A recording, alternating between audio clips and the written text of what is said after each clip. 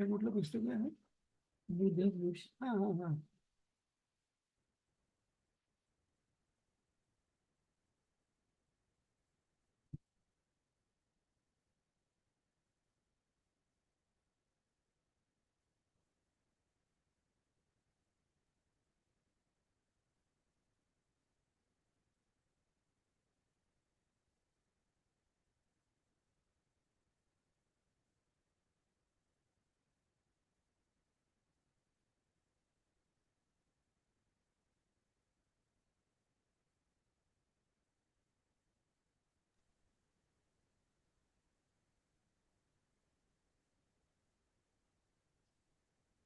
Am I audible? Yes, now you are audible. Yes, sir. Yes, sir. Ah, Thank you, sir. yes. Okay, okay. So please Okay. speak now. Please speak now. Yes, yes, yes, yes, sir. Thank you. The lecture will begin with Vedic chanting, Okay. following ancient Indian traditional Yes. cultural tradition. Now, I would like to request Tanay Vaidya, research scholar of Ramakrishna Mission Vidya Mandir, Belur Math, West Bengal, for chanting the Veda mantras. Tanay Vaidya. Okay. Yes. Harihi Om. Om Sahana Vavatu Sahanau Bhunaktu Sahaviryam Karavavahai Tejasvinavadhitamastu ma Vidvishavahai. Om Shanti Shanti Shanti. हरिः ओम् शं no मित्रः शं वरुणः शं no भवत्वर्यमा शं no इन्द्रो बृहस्पतिः शं no विष्णुरुक्रमः नमो ब्रह्मणे नमस्ते वायो त्वमेव प्रत्यक्षं ब्रह्मासि त्वामेव प्रत्यक्षं ब्रह्म वदिष्यामि ऋतं वदिष्यामि सत्यं वदिष्यामि तन्मावतु तद्वक्तारमवतु अवतु माम् अवतु वक्तारम् ॐ शान्ति शान्ति शान्तिः हरिः ॐ भद्रां कर्णेभिः शृणुयाम देवाः भद्रं पश्येमाक्षभिर्यजत्राः स्थिरैरङ्गैस्तुष्टुवागंसस्तनूभिः व्यशेम देवहितं यदायुः स्वस्ति न इन्द्रो वृद्धस्रवाः स्वस्ति न पूषा विश्ववेदाः स्वस्तिर्नस्तार्क्ष्यो अरिष्टनेमिः स्वस्ति नो बृहस्पतिर्दधातु ॐ शान्ति शान्ति शान्तिः हरिः ॐ तत्सत् श्रीरामकृष्णार्पणमस्तु. Okay, thank you to Tanay. The much awaited memorial lecture, that is R.N. Dandekar Memorial Lecture, has been organized today under the auspicious of Global Sanskrit Forum, New Delhi. Today's lecture is in the memory of the legend whose name only is enough. No introduction is necessary for this personality. He is none other than the doyen of Indology, the pioneer of the Indology and Vedic research, the polyglot R.N. Dandekar. The keynote speaker of today's lecture is the most beloved student of Dandekar and the most trusted figure in the Vedic studies in recent time, Professor Ganesh Umakant Thite sir. Like Dandekar sir, he is also an institution. In a word, we can say Professor Thite is an institution in Vedic research and Vedic studies in modern times. We do believe that Professor Thite has given us his important time through this online medium is our greatest achievement. We have no word to thank him. Now, I would like to request our advisor, Professor Gopal Chandra Mishra sir, for giving his thanks and gratitude to the listeners and to our honorable guest, Professor Thite. Professor Gopal Chandra Mishra, ex-Vice Chancellor, University of Gaurbango, Malda, West Bengal. Professor Gopal Chandra Mishra. Namaste. Am I Namaste. audible to everybody? Yes. A very good afternoon to everybody attending R.N. Dandekar Memorial Lecture 2025, organized at the auspicious of Global Sanskrit Forum, West Bengal Prant. As one of the humble members of this forum, I am not required at all to say anything about it. But under a compelling situation, I'm to say something because of the fact that Professor Ganesh Umesh Thite is going to deliver a valued speech in front of us today. Ladies and gentlemen, this is indeed a special day for me. I felt nostalgic in knowing that our revered Professor Thite is going to present his speech on contribution of R.N. Dandekar in Sanskrit, in Vedic studies. I could remember those old good days when I was doing I got an opportunity to do my refresher's course at that university in 1989. So far my knowledge is concerned, I could remember at the first day, fortunately enough, I met Professor Alekha Chandra Sarangi, one of the brilliant alumni of the Department of Sanskrit of Pune University. And in course of exchanging dialogues with me, he reminded me that Mishra, you are going to have class of Professor Thite tomorrow. And please see, it will be a unique one. Actually, that time, my reply was a smile befitting my tender age. On the next day, that is on the inaugural day, after the very speech of head of the department, that is Professor Saroja Bhatti, one tall, smiling-faced teacher entered into the room slowly and steadily. At the first sight, we all were touched with his personality, smeared, verily smeared with a layer of smile and simplicity. He began taking our class. We all were amazed how 1 hour was over. We could never for a moment understand. And from that very day, we were so impressed with his simplicity and scholarship.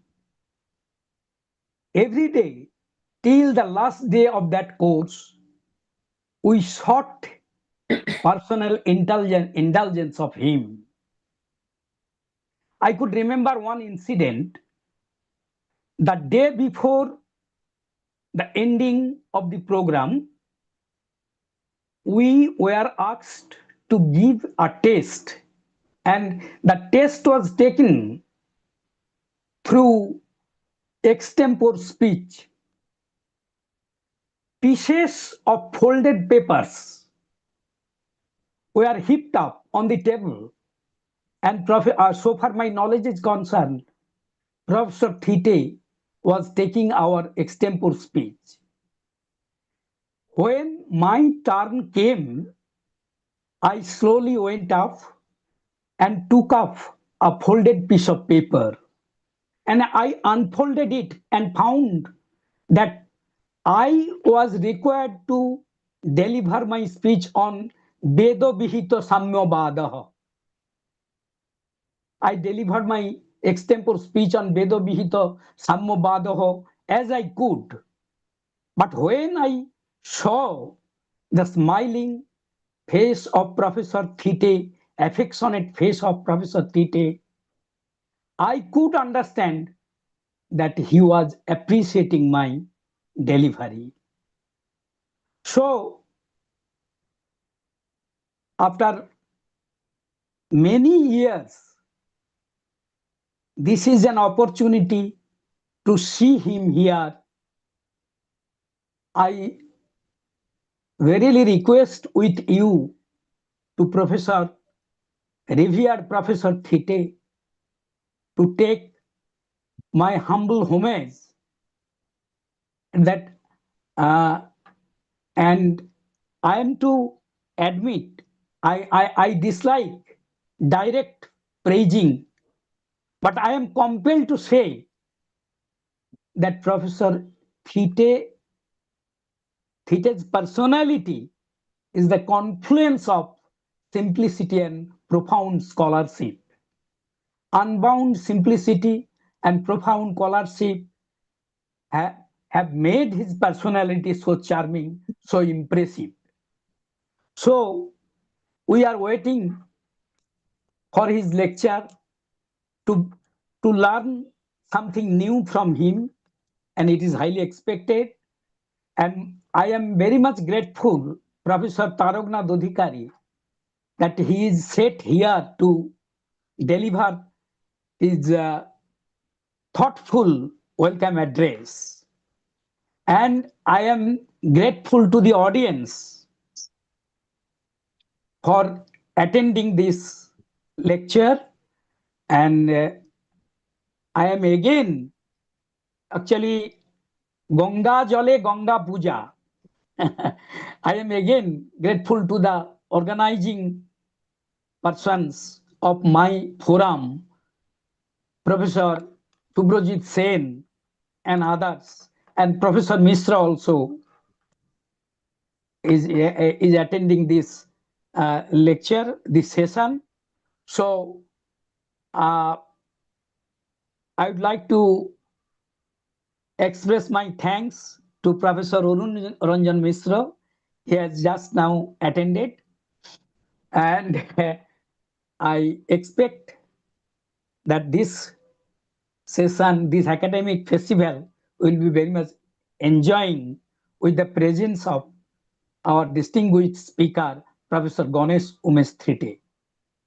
So once again, I convey my thanks and gratitude to all of you. And with these words, I'm ending my words. Hello. Thank you, sir, for your encouraging and thought-provoking speech.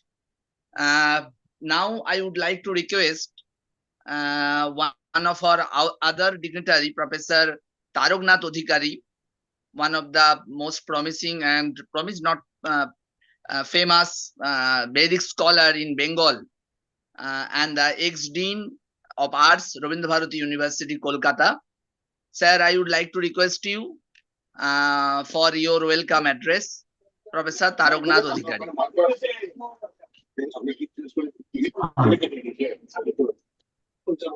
Good afternoon. Am I audible? Yes, sir, please. Oh. Good afternoon, everybody, and especially the organizers of this special lecture. The organizers, I don't know everybody's name, but I could remember the name of Professor Gopal Chandra Mishra, my senior colleague and friend of some 50 years friend we are. uh, Professor Aruna Ranjan Mishra from Vishwabharati, and my beloved colleague, junior colleague, Dr. Shubhajit Sen, and obviously uh, Professor Ganesh Umakant Thite, and other ladies and gentlemen. I am now exactly not in a position to give any lecture on it. Everything has been told regarding introducing. I feel myself honored to speak a couple of words in this occasion, particularly two stalwarts of Indology of my as I have seen. These two stalwarts are now today remembered in this occasion. One, Professor R.N. Dandekar, whom I have met several times, and another one is Professor Umakant Thite. Both are very much known to me personally and also physically. First, I meet Professor R.N. Dandekar, the great personality, in 1990, not in India, but in Europe, that is in Vienna. At that time, I was 30 years old, and Professor Dandekar was nearly 80 years old. But in discipline, in courage, in speaking, in personality, R.N. Dandekar was far from me and far more encouraging than me. That was my first meeting with him, and we traveled a lot with that personality. And second time I met him in 1993, Professor Tite will remember, that is the All India Oriental Conference in Pune. Amrita Mahotsav was done in Pune University. And at that time, the president was R.N. Dandekar. And at that time, unlike today's Oriental Conference, that was a different time because Professor Dandekar was the president of the time, and he used to visit each and every room, and all papers were not accepted. Very few papers were accepted, and uh, Dandekar used to visit each and every room and used to listen for a few minutes, giving his concentration for each room, what scholars are speaking at the time. And his discipline, his personality, everybody knows his big work and the most disciplined work. And no Vedic students can go through without the Vedic bibliography. That 6 volume I have seen, and that has been done by during his time. Every 5 years it was published from Pune. I don't know it is regularly now published or not, in a special format, in a special way, in a special suggestion that was published in each years. All over the world, work on Indology, particularly in Vedic studies, was given in that book, and it was done under the stewardship of Dr. R.S. Dandekar. And 2 or 3 times more, I have met with that person, Professor R.S. Dandekar. His book was known to me, Vedic Mythological Tracts. That was a wonderful book that I have used in my in my research. And the Professor Umakant Thite, what I would say, he is my teacher like, but very good friend. Unlike Professor R.N. Dandekar, R.N. Dandekar was very stout, disciplined, and very encouraging. He was more young than me. When I was 30, he was 80. But unlike Dandekar, Professor Thite, what I have seen, he was always in failing health, always very sickly looking, but always smiling. I have met him many a time. Many a time, that means I have met him in All India Oriental conferences. I was a regular goer to Oriental conference at one time, and Professor Thite was one time. We met him in Pune. We met him in Sampurnananda Sanskrit University, Benares. We met him in Jadavpur University, meet him in Assam, Guwahati University, and we have talked a lot. What I would say, Professor Thite, that is his one of the memorable books of Professor Thite is, if I do not mistake, was the sacrifice in the Brahmana text. If anybody wants to know how to make a research on Indology or Sanskrit or Vedic studies, one may take his book as an example. If I am not wrong, Professor Thite, if I am wrong, Professor Thite will correct me. And I have taken immense help when I did my PhD on my own area on the Vedic studies. And the third, he's not only a Sanskrit. Nowadays, one thing has been, it is my personal opinion, not that the Sanskrit students, they are afraid of English. But in our time and in our earlier times, at the time of Dandekar, at the time of Thite, that was not only the English, but the Greek, French, German, all these languages were must for an Indologist.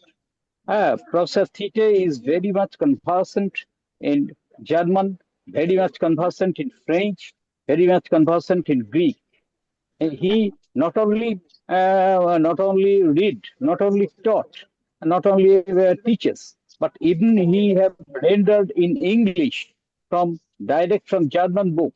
I have seen more than one book, at least one. Could I remember one book from German, that is Sanskrit Philology and Indian Archaeosophy by Vindis. What was done very earlier time by Vindis, and now in two volumes have been translated from direct German to English by Professor of Thite.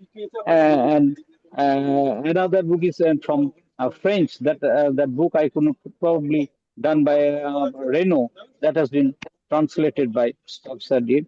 And today is and he has done so many papers, and papers also we can see a lot of from it. On socio-biological, socio-magical elements and Ayurveda, many papers. I have been a lot of benefit. I have been benefited and still been benefited from a friend, philosopher, guide, Professor Thite. Such sort of Indologists is Hello, rare the today. connection We has can been learn a lot from him. discontinued. Hello, Yes, Hello. Professor Odhikari now is in the and train. some disturbing is going on. Some sorts of Oh, disturbance is sorry. going on here. Sorry. Am I audible now? Yes, yes, sir. Yes. Now you are audible. Acha. Actually, he is at present day, in the case of Veda and Indology, he is an example to us. If we see the last generations of the Indologists who knew the apart from Sanskrit and on their own language, Marathi, maybe Bengali, maybe English, etc. German, French, Greek was in their uh, hasta malakabat to them. This kind of high scholar was Professor Thite. It is a great honor for us that we are going to hear a lecture from Professor Ganesh Umakant Thite. I welcome you, sir. You are our friend, philosopher, and guide. Maybe your health is failing, but your smiling is always. I remember your smiling. I remember you're smiling all the time. Whenever I saw you elsewhere, anywhere, in Benares, in Jadavpur, in Assam, Guwahati, everywhere in a smiling face, I have seen you. And the last thing I would say, the last thing, that is the stature of scholarship, Professor Thite is.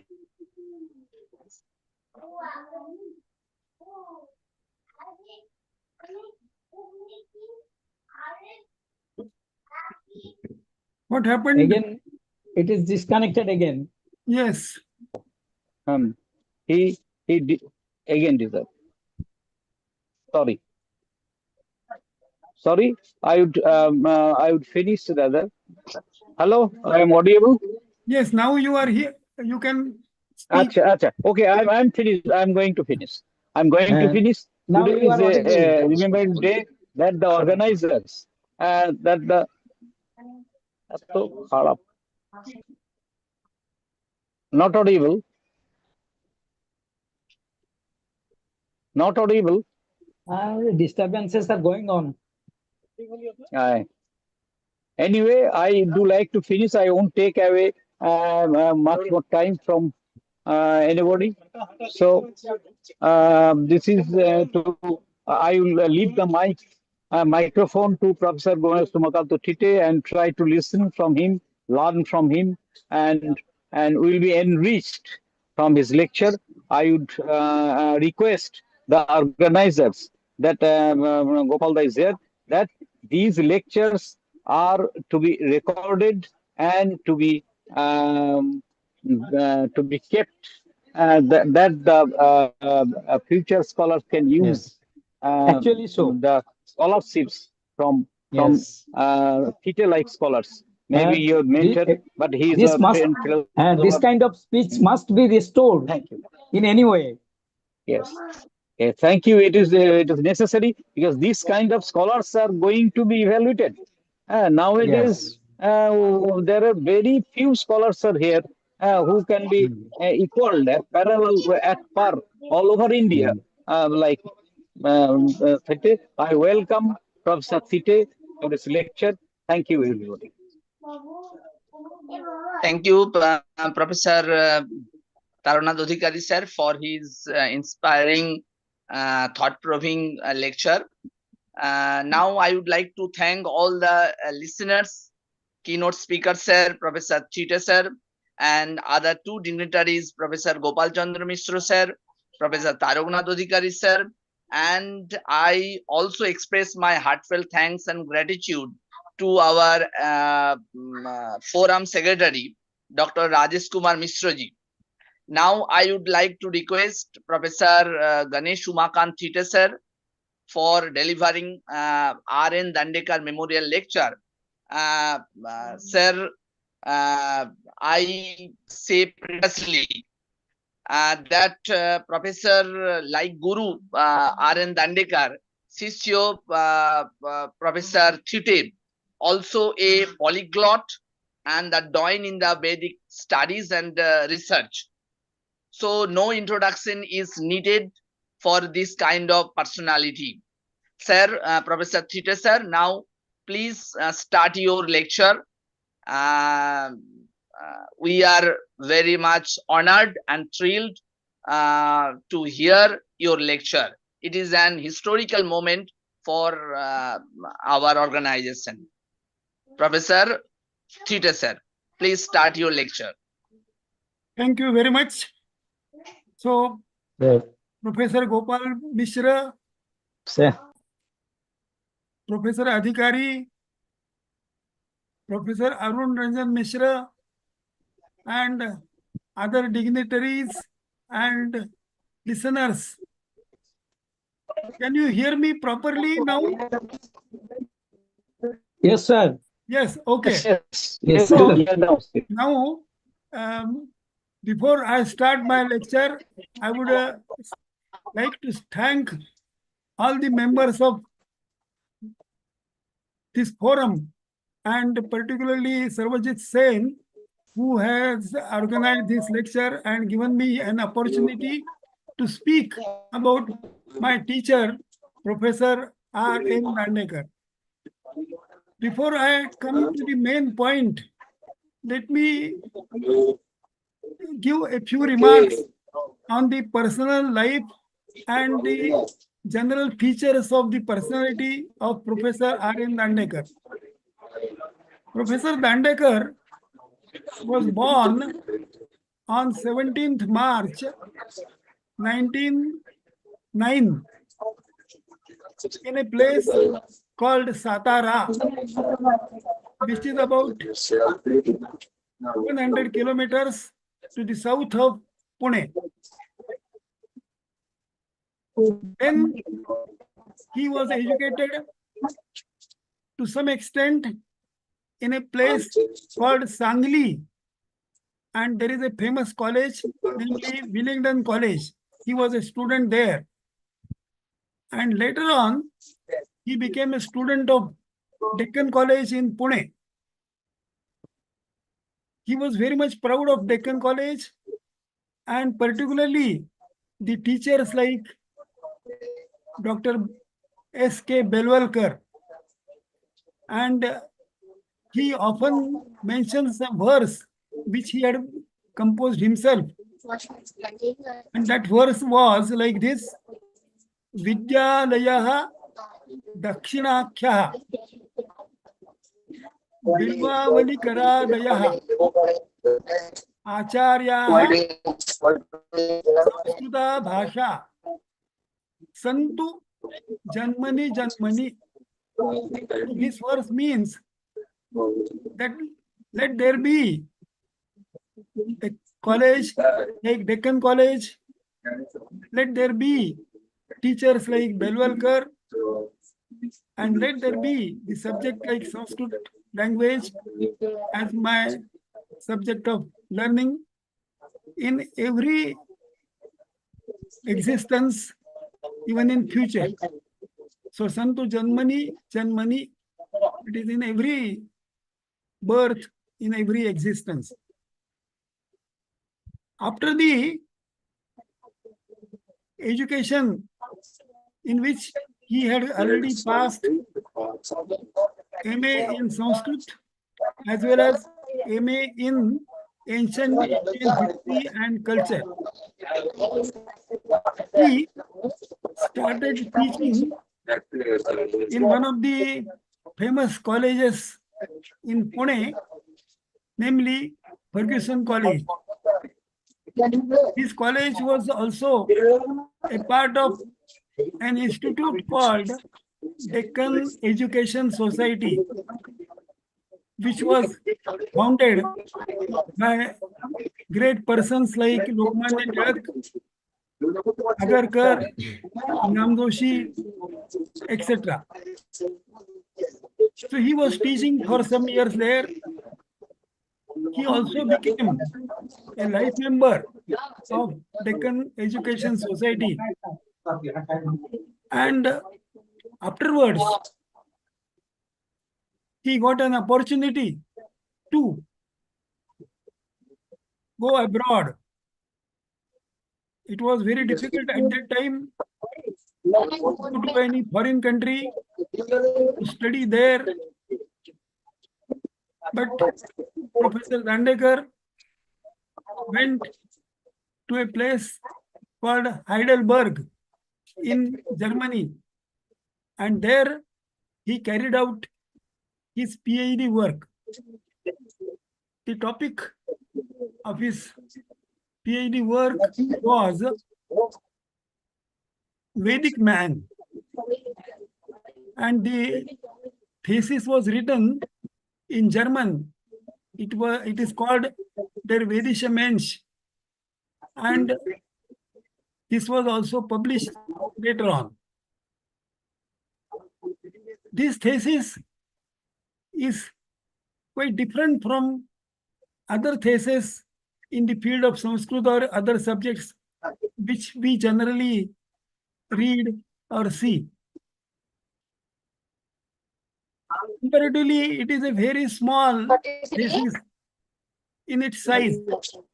It may not be hardly more than 110 to 20 pages. Secondly, you will not find anything like bibliography, footnotes, references to primary and secondary literature, introduction, thanksgiving, etc. It is an extremely pithy thesis, and it reflects the deep thinking on the part of Dr. Dandekar and serious study which he must have carried out in the field of Veda. while writing this thesis. I will give you only one example. He has mentioned in the thesis that the word "dhi" means vision. In later classical Sanskrit, the word "dhi" stands for intelligence or intellectual power. But in Vedic literature, the word stands for vision, and sometimes it also stands for a Vedic hymn or a poem, which is a product of vision of the Vedic sages. So this is mentioned only in one sentence, on which later on Professor Khonda has written a book, Vision of the Vedic Poets. This book is almost 400 pages long. It contains a lot of bibliographical references. It also has numerous references to Vedic literature, quotations, etc. But what has been said by Honda in 400 pages has been said only in one sentence by Professor Dandekar. So this implies the deep study and the minute observation of Professor Dandekar in the field of Veda. Later on, after coming back to India, he again continued his teaching in Ferguson College, but approximately in 1949-50, he became a professor of Sanskrit in Pune University. By that time, he had already become the General Secretary of the Bhandarkar Oriental Research Institute and also of All India Oriental Conference. Of course, he continued this position as a Secretary of Bhandarkar Institute and All India Oriental Conference almost for 50 years, even up to 1985, he was the secretary in both these institutes. So the main point which we have to remember is that he has already started some administrative work in the field of Indology and in the field of Sanskrit. Later on, he also became the director of the Center of Advanced Study in Sanskrit, which was a part of Sanskrit department. Because the center was closely associated with department and Dr. Dandekar was the head of the department, he also became the director of the Center of Advanced Study in Sanskrit. After his retirement from the university department, for the next 5 years, he continued as a director of the center. And after the age of 65, he completely retired from university and devoted himself to Bhandarkar Institute only. While he was working in the university, he was also a member secretary of the Sanskrit Commission, which was appointed by Government of India. There were many great scholars like Sunit Kumar Chatterjee, who were the members of that commission, and Dr. Dandekar was the secretary of that commission, member secretary. And the report of that commission is a very important document in order to understand the position of Sanskrit and Sanskrit scholars in India. Most of the recommendations which were made in that report of the commission were later on accepted by Government of India, and they made a valuable contribution to the Sanskrit and Vedic studies.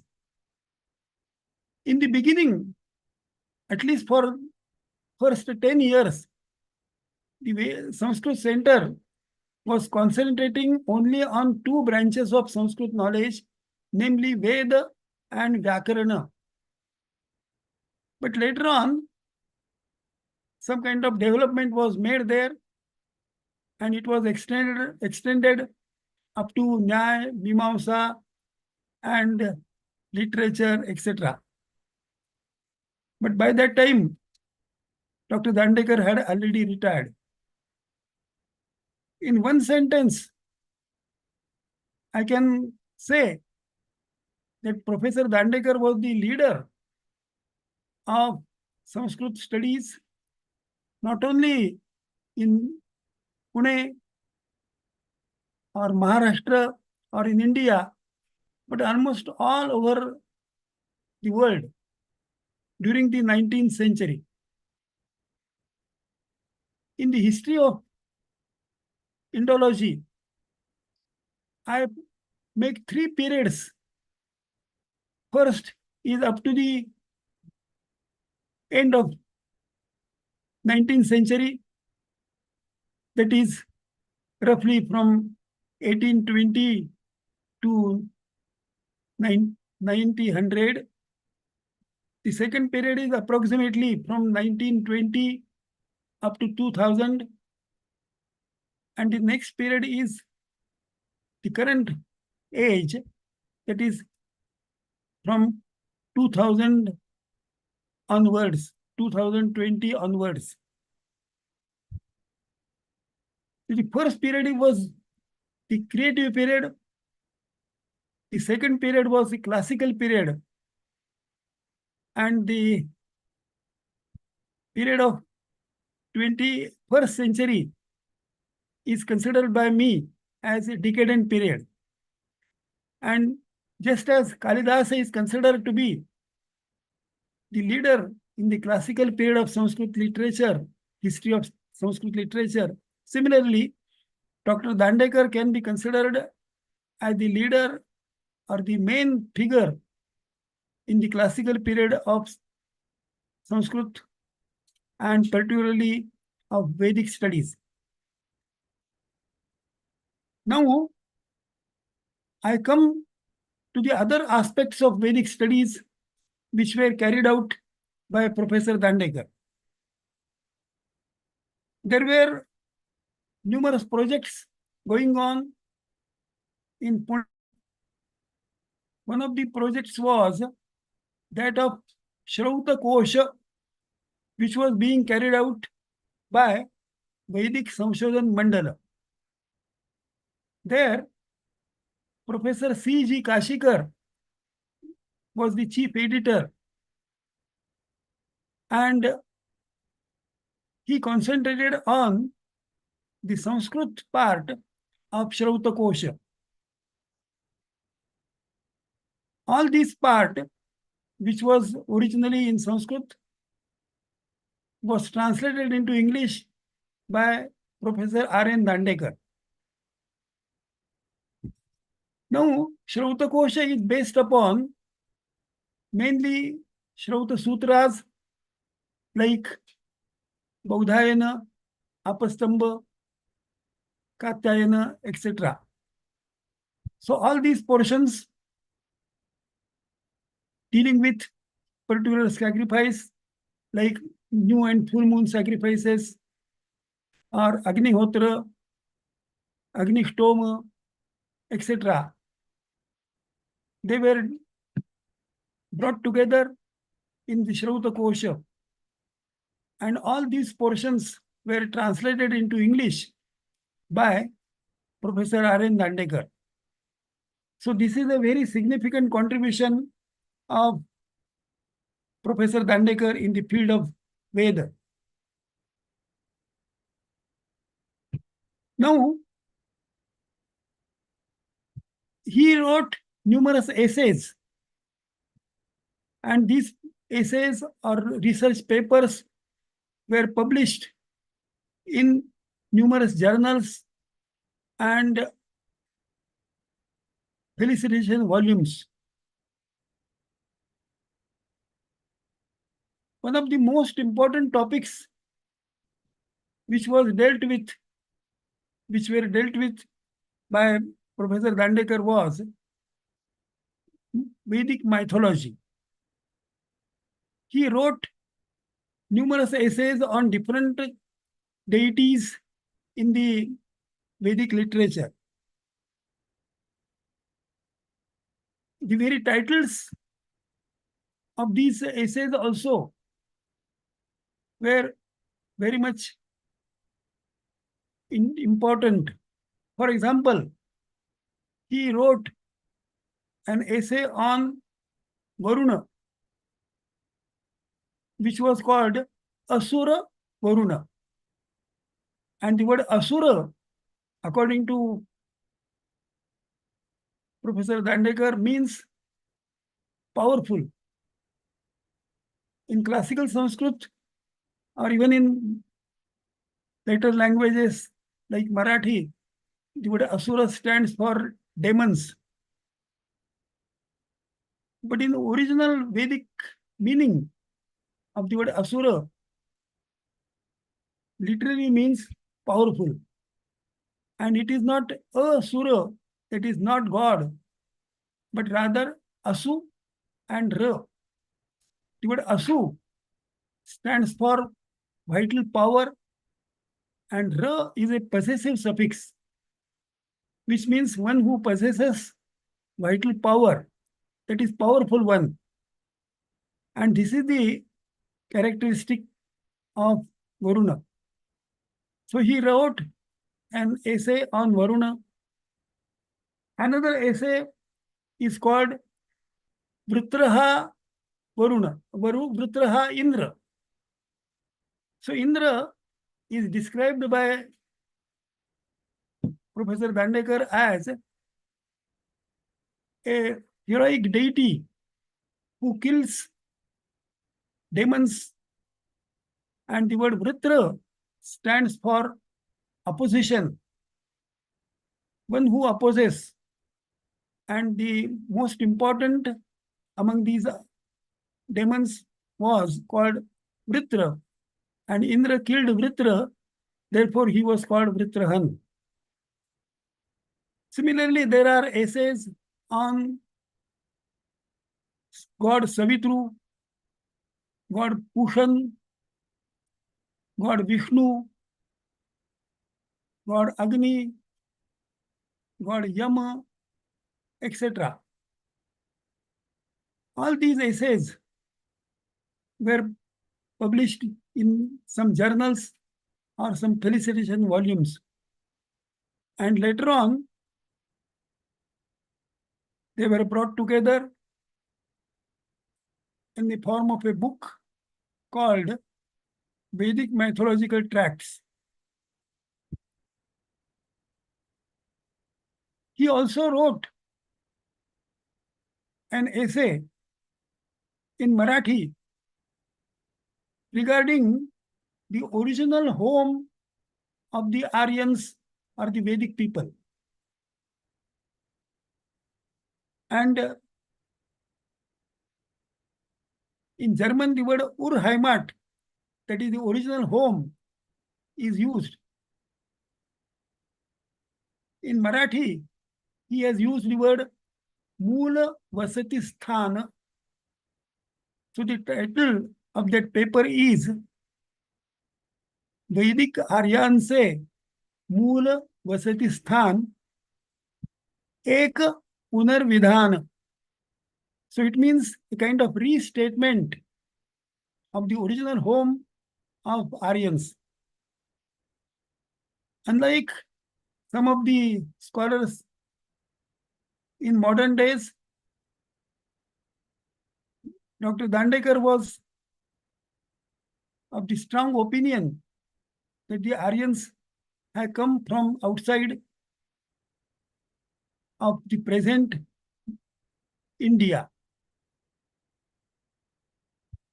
Present geographical definition of India is quite different from the ancient definition of India. Vedic Aryans, originally they came from Balkh region, which is in the Central Asia, and from that region, they first went towards the east. And one of the branches of Aryans went to a place which is now called Iran. According to Dandekar, the word Iran originally means Aryanam, that is that which belongs to Aryans.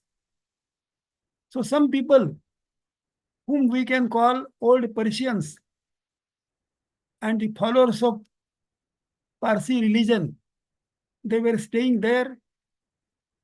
Of course, in the later history, we know that the Parsis had to abandon their land and they came to India on the western side of India, particularly in Gujarat and Mumbai area. And even now, they are staying in that part. But the religion of Parsis, which is reflected in the text like Avesta, has numerous similarities with the language of Rigveda. The word like Om, which is similar to Vedic word Soma.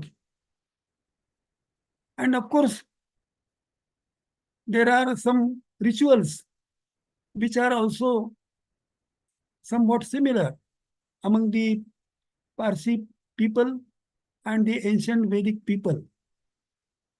Both of them, they considered Varuna as the main god. In Vedic language, it is Asura Varuna, who is a very important god. And in Avestan religion, it is Ahura Mazda, who is supposed to be a great god. And the word Ahura and Asura, they are also very much similar to each other. Both of them mean powerful. So he pointed out all these things. And some of the Aryans still came towards the southeastern part. And then they slowly entered into India. And the first phase, they were situated in a region which is called sometimes Sapta Sindhu region.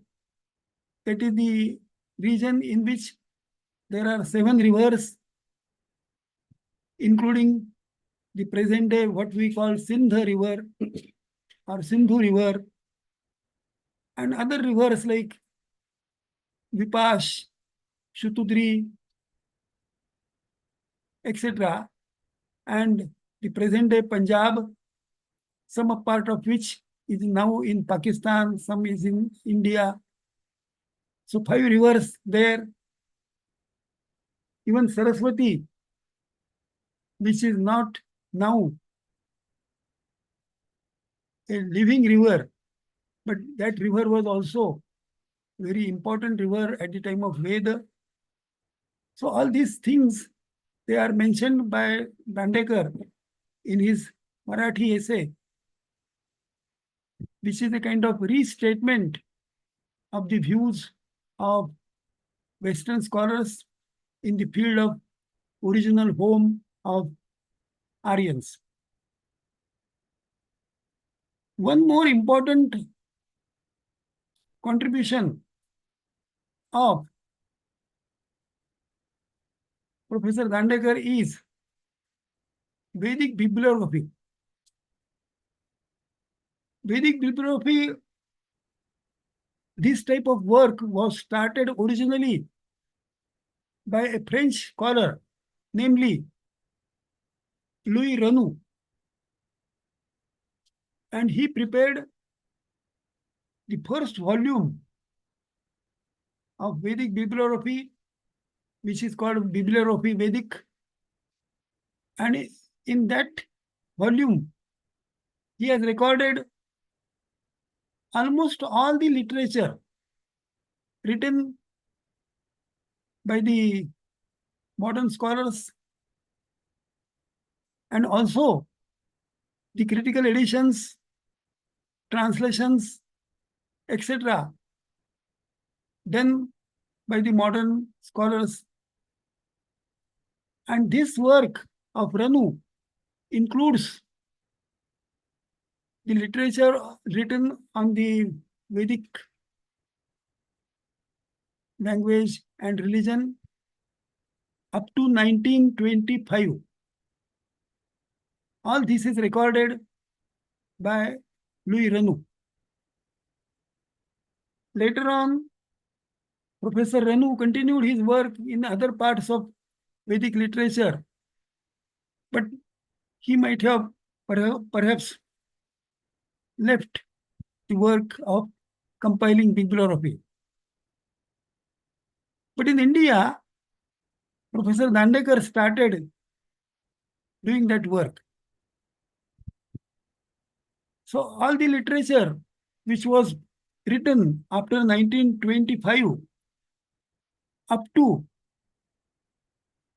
1939 was recorded by Professor Dandekar in the first part of his Vedic bibliography. Later on, after every 10 or 12 later years, he published one more volume of Vedic bibliography. In this Vedic bibliography, there are numerous sections. First, he records the original texts which were edited and printed by different scholars in India or abroad.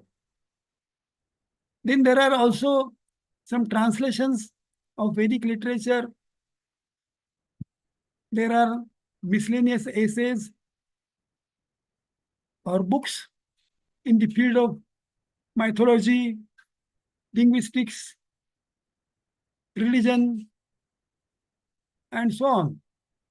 So all the literature has been recorded properly by Dr. Dandekar in all these volumes. So in this way, he prepared 5 volumes. And at the time of preparation of the 5th volume, I was associated with that work because I prepared the index of that volume. Then he continued that work of the 6th volume. He had prepared some slips, and with the help of those slips, which were prepared from time to time, after making classification of them, having ordered alphabetically his literature, he used to get the work printed and published. At the time of publication of the 6th volume, which was going to be almost of 1100 pages, after the act of printing almost 900 pages, Professor Dandekar passed away.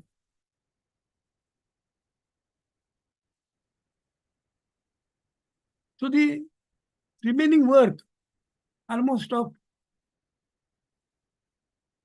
200 pages was remaining. Similarly, the index was also to be prepared.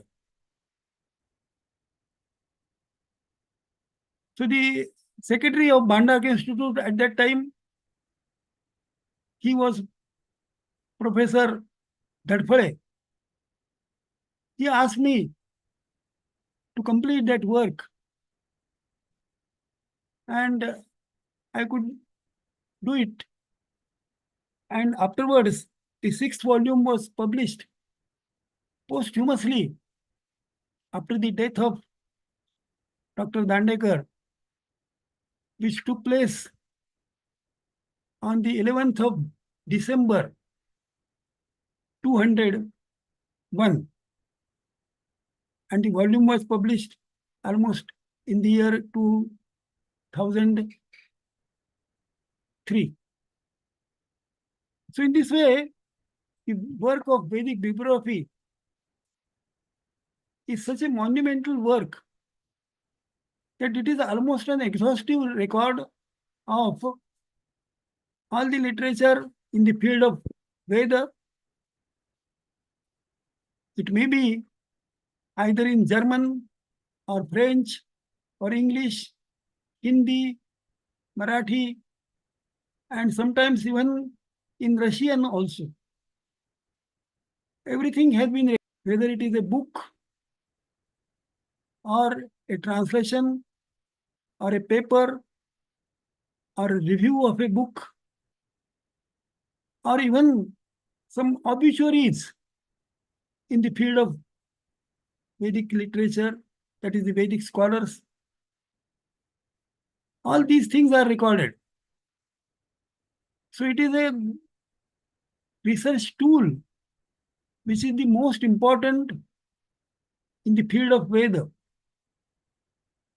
As far as the other branches of Sanskrit and allied literature are considered, in no other field of Sanskrit literature we find such a kind of bibliographical record.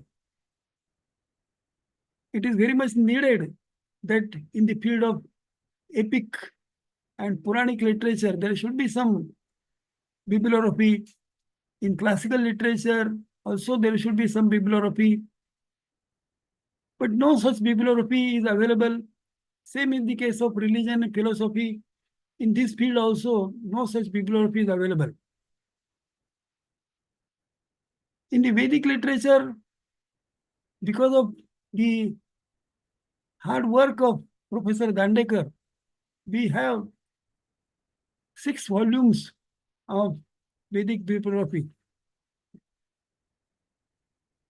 So that is the most important contribution of Professor Dandekar. He was a good teacher. I was lucky enough to be a student of him when he was teaching Veda, that is Rigveda. Some portions from the 7th mandala of Rigveda were taught by him to me. Similarly, some hymns from the Atharvaveda were also taught to me by him. He also taught some portions from Apastamba Shrauta Sutra when I was a student of MA. Later on, he also guided some students for PhD, and the topics of these students, they are also from the field of Veda. Take, for example, the thesis of Dr. V.G. Rahurkar. His thesis is called Seers of the Rigveda. It deals with numerous sages, that is the rishis, in the Rigveda. In this thesis, we find that Professor Dandekar has seen this thesis very carefully and almost rewritten the thesis as it were. So this entire style of Rahulkar is very much influenced by the style of Dr. Dandekar. Similarly, he also guided some other students, and their topics were minor divinities. This subject also was connected with mythology. There was another student who worked upon the female deities in the Veda. Another student worked upon the ancillary literature of the Atharvaveda, that is some kind of Parishishta literature of the Atharvaveda. Another student worked on Aranyaka literature and so on. So this guidance to Sanskrit students, particularly in the field of Veda, can also be called the kind of contribution of Dr. Dandekar to the Vedic studies.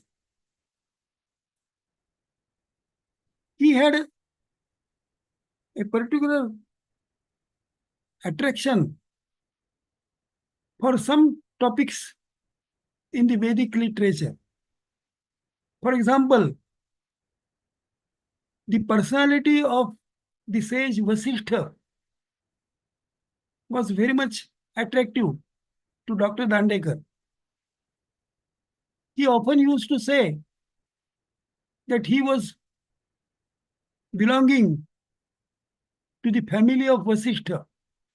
So Vasishtha was the Gotra of Dr. Dandekar, and he used to often mention the sage Vasishtha with glorifying words. It is also said in the Rigveda itself that Vasishtha played an important role in the battle called Dasharadnya Yuddha, that is the battle of 10 kings, and he had his own theory about this battle. So Dr. Dandekar used to say that on the one hand, there were 10 priests, 10 warriors. So therefore the warrior was called Dasharadnya Yuddha. And on the other hand, there was a king called Sudas. And Vasishtha was the priest of Sudas. And Vasishtha takes the credit of the victory of Sudas because he called numerous deities to the side of Sudas, and therefore Sudas became victorious. So that is Dr. Dandekar, has written some essays on Dasharadnya Yuddha, the role of Vasishtha, and so on. So these essays are also very interesting, and they can be also called contribution of Professor Dandekar.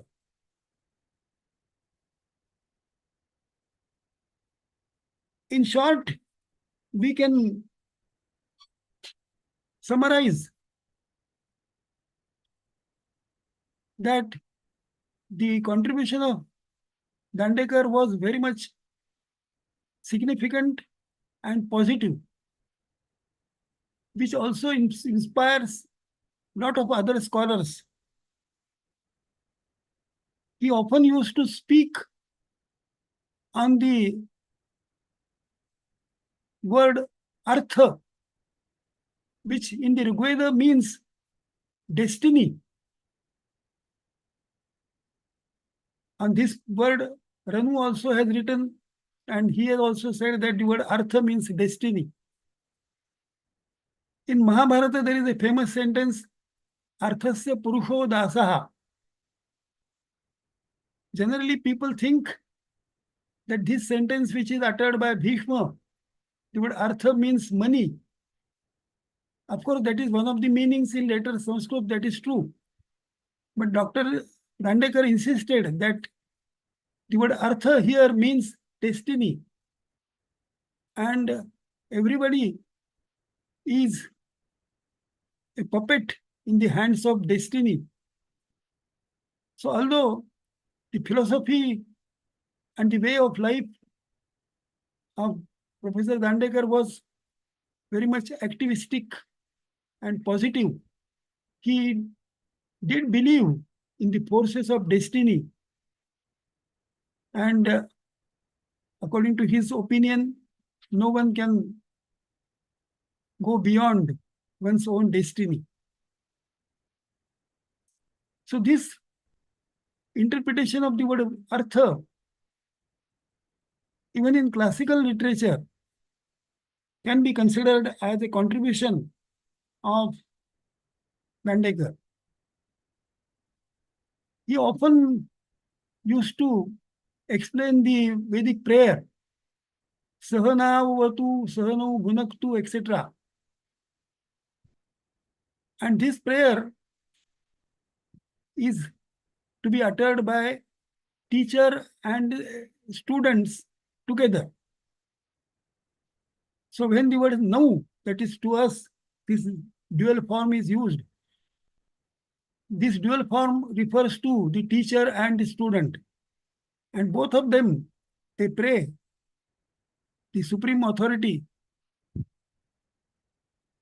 that is God, to favor both of them, to protect both of them.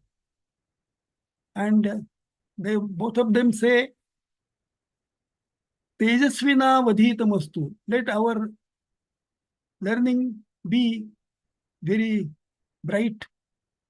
And sahaviryam karava vahi. Let us make some heroic activities together, and so on. So in this way, he also expressed numerous thoughts on the ancient education on the basis of Upanishadic prayer, Sahanavavatu, etc. I always used to find him working. I never saw him without any work. He always used to correct proofs and writing something, reading something, but never sitting idly or making something like chit-chat, etc. He only used to speak openly at the time of tea. And the tea time in university as well as in Bhandarkis was 2:30 to 3 p.m. At that time, he used to speak about his experiences elsewhere, and he used to talk freely. But that was also limited only to 30 minutes. So beyond that time, he never used to utter a single word.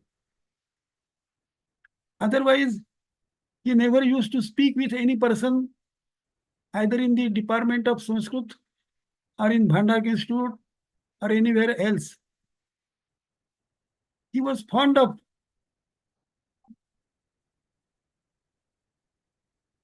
reading other literature also.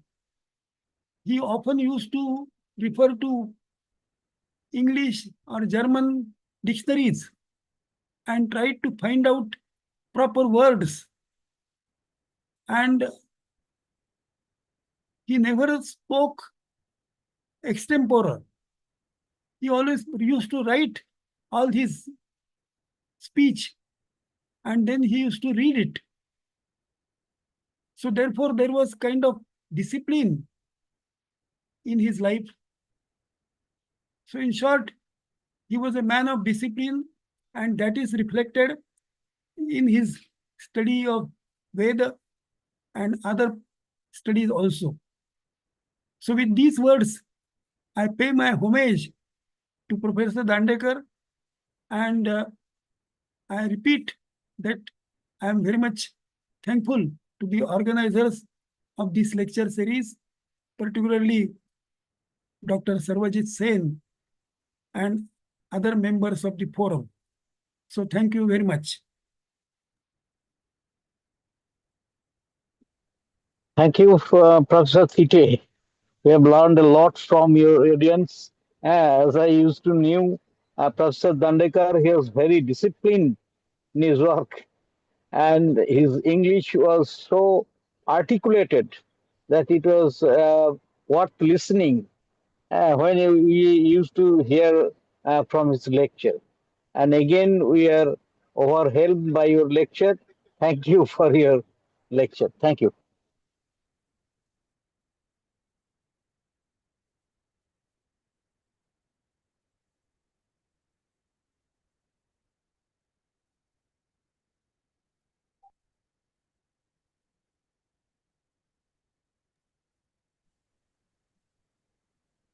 Dr. Sen, Yes. you are not audible. Hello. Okay, sir. Okay, sir. Sorry, sir.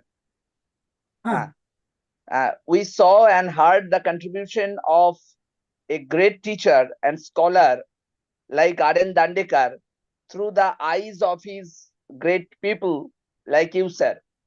We do believe this day is very memorable and valuable and historical for us. Sir, after listening the lecture from your mouth, there is nothing left to say. We all know that you are the most trusted figure in the Indian knowledge system. And previously, I also say that you are an institution like your guru, R.N. Dandekar. May you continue to research the Vedic studies and in Indian knowledge system for a long. And with this prayer, I would like to conclude today's lecture by uttering these verse: Sarve bhavantu sukhina, sarve bhavantu sukhina, sarve santu ninamaya, sarve bhadrani pasyantu, ma kasya dukkha bhag bhavet. Thank you, sir. And thank you to all of you, sir. thank you. Thank you, sir. Thank you. Thank you, Professor Thite.